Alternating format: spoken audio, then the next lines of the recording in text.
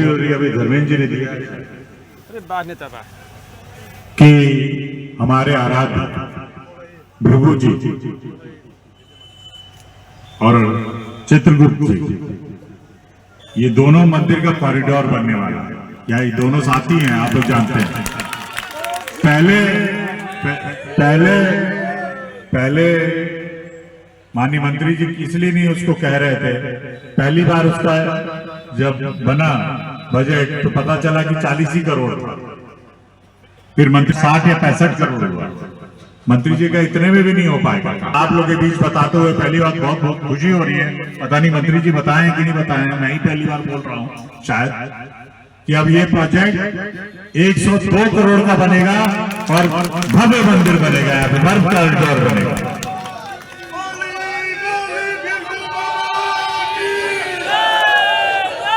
इसलिए बीएसपी और बीजेपी क्या कहना चाहेंगे? आज भारतीय जनता पार्टी में माननीय नीरज शेखर जी के सानिध्य में, बड़े भाई धर्मेंद्र सिंह जी के सानिध्य में मैं पार्टी की सदस्यता लिया हूं और आजीवन भारतीय जनता पार्टी का सदस्य मैं बनकर।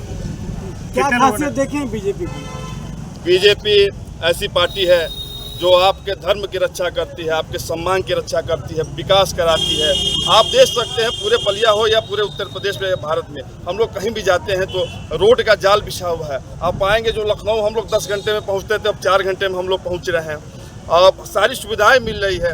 राम मंदिर, आज तक हम लोग के पुरखा पुरानिया सुनते थे कि राम जी अयोध्या में पैदा हुए थे, कहाँ हुए थे, टेंट में हुए थे कि करकट में हुए थे, नहीं पता। आज 22 जनवरी को जो हुआ सारे लोग देखे हैं। हम लोगों का मान सम्मान बढ़ा, हम लोगों के धर्म की रक्षा हुई, इसलिए मैंने भारतीय जनता पार्टी का सस्ता करा। बसपा में क्या लगा? देखिए, पुरानी बातों को नहीं याद करना। मेरा जहां सम्मान है, मैं आदरणीय नीरज शेखर जी से मेरी पुराने रिश्ते हैं, मैं उसी रिश्ते को जगाया हूं और आज मैंने प्रण लिया है भारतीय जनता पार्टी में मेरा जीवन बीत जाएगा। जी, तो अब किस तरीके से नीरज शेखर जी के चुनाव में आप सहयोग जोर शोर जितना हो सकता है पूरे शहर में डोर टू डोर में भ्रमण करके कैंपेनिंग करके माननीय नीरज शेखर जी को जिताने का प्रयास करूंगा। तो आप अकेले हैं कि और किन साथी? पूरी टीम है। आज करीब दर्जनों प्रधान लोग भी सदस्यता लिए हैं। बड़े भाई ब्रजेश सिंह जी, सहोदरा के प्रधान मनोज ठाकुर, तमाम लोगों ने आज सदस्यता ग्रहण किया और सारे लोगों का एक ही लक्ष्य है, आदरणीय नीरज शेखर जी को भारतीय जनता पार्टी से यहाँ का सांसद बनाना।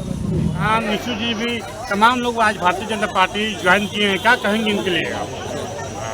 अपने छोटे भाई निशु श्रीवास्तव जी का और पार्टी के परिवार में आए हैं, उनका स्वागत है। और जो बता देना चाहता हूँ कि पार्टी में उनका पूरा सम्मान होगा और मुझे पूरा भरोसा है उनके आने से पार्टी को और मजबूत हुई है और आने वाले चुनाव में ये लोग प्रभावित करेंगे, मुझे पूरा भरोसा है। आपके आने से अन्य जगह से भी भारतीय जनता पार्टी को ज्वाइन कर रहे हैं और विपक्ष कह रहा है आप डर गए हैं, क्या कहेंगे आप? मैं डर गया हूँ? मैं किससे डर गया हूँ? ये विपक्ष है जो सनातन बाबा है। डरना शायद आप भूल गया मैं किसका बेटा हूँ। हमने डरना सीखा ही नहीं है कभी। डरने की बात ही नहीं है। और जब आप जैसे भाई हो हम लोग के साथ तो और डरने की लोग हम लोग को क्यों आ रहे हैं? क्योंकि इस पार्टी में सम्मान मिलता है, इस पार्टी में आप आगे बढ़ सकते हैं।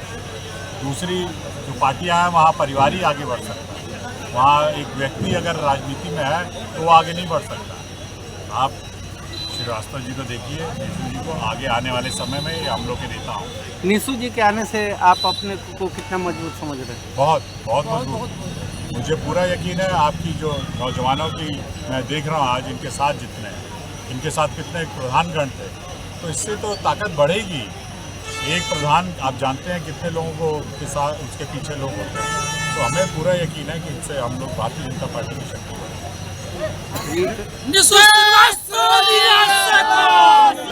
एक और पार्टी के नेता को आपने बीजेपी में ज्वाइन करा लिया है, क्या कहना चाहेंगे? किस तरीके से बीजेपी चुनावी रणनीति बना रही है? देखिए, ये रणनीति का कोई अंग नहीं है इनका। ये आप निशु जी का अंतरात्मा, जो कि अब चित्रगुप्त जी जो हमारे आराध्य हैं और भगवान के सारे लेखा जोखा रखने का काम चित्रगुप्त जी करते थे।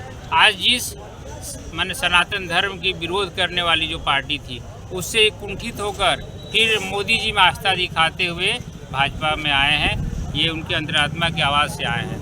कोई ऐसा नहीं है कि किसी के दबाव में, किसी के किसी के लोभ में प्रॉब्लम आए हैं। इनके अंतरात्मा ने बताया कि भाई सनातन और देश की जो रक्षा करने वाली जो पार्टी है वो मोदी जी की पार्टी है, बीजेपी है। ब्रिगू कॉरिडोर का क्या है? अभी तो ये प्रोजेक्ट है, पूरे 1 साल से बन रहा है, उसमें कई पार्ट हैं, पार्ट को लेकर बन रहा है। अभी वो प्रोजेक्ट जो पहले अभी सांसद जी बताए, पहले 40 करोड़ तक वो लेकर गए थे, फिर 72 तक गए थे, आज वो 102 तक के लेकर आए हैं। उसमें 2 धर्मार्थ विभाग और पर्यटन विभाग दोनों के उससे बन रहा है। कब तक बनने के संभावना है? देखिए अभी तो प्रोजेक्ट बन रहा है, अभी तो पहले तो कोई सोचा भी नहीं था। कम से कम ये आई है, बीजेपी आई है, आप लोग के आशीर्वाद से, भाई आपके नेता दयाशंकर सिंह को आप लोगों ने आशीर्वाद देकर बनाया है। आगे वो सब पार्टी भाजपा इसको सोच रही है और ये भी भव्य मंदिर बनेगा, आपको इसी कम समय में ही बनेगा। जी भैया, आपके बड़े भाई मंत्री जी दयाशंकर सिंह जी अभी कुछ दिन पहले एक बयान दिए थे कि सनातन जी के माता पिता स्वर्ग में होंगे, उनको भी अजीब लग रहा कि उन्होंने ऐसा नाम क्यों लिया। ऐसा वो बयान दिए कि उनकी माता जी को आना पड़ गया मीडिया के सामने। तो क्या लगता है ऐसी बयानबाजी चुनाव के बीच बिना कुछ जाने? देखिए अभी फिर आएंगे दयाशंकर सिंह जी और माननीय मंत्री जी, ले सकते हैं, लेकिन आज देख रहे हैं कि आज जो सपा है पूरी के पूरी उनके जो सदन के नेता थे और उन्होंने मनोज पांडे जी जो इस आधार पर उन्होंने पार्टी छोड़कर आया, क्योंकि तो वहाँ हर समय अपमानित हो रहे थे, सदन में बैठकर वो अपमानित महसूस कर रहे थे। जिस तरह उन्होंने डायरेक्ट हिंदू धर्म और सनातन मंदिरों के बारे में ये चर्चा हो रही थी। अरे भाई ठीक है, बहुत सारी बातें हो सकती हैं, लेकिन डायरेक्ट धर्म की बात या उनके जिस धर्म में वो आस्था रखते हैं मनोज पांडे जी, उसको कुंठित होकर उन्होंने पार्टी छोड़कर और भाजपा की सदस्यता ली। ऐसे ही पूरे देश भर में इस तरह का वातावरण है, पूरे देश भर में भी आप दक्षिण से लेकर उत्तर तक, पूर्व से लेकर पश्चिम तक पूरी की पूरी भाजपामय हो गई है पूरा देश। इस बार क्या रहेगा 4 मई को? अब देश हमारी तो जो नेता है मोदी जी ने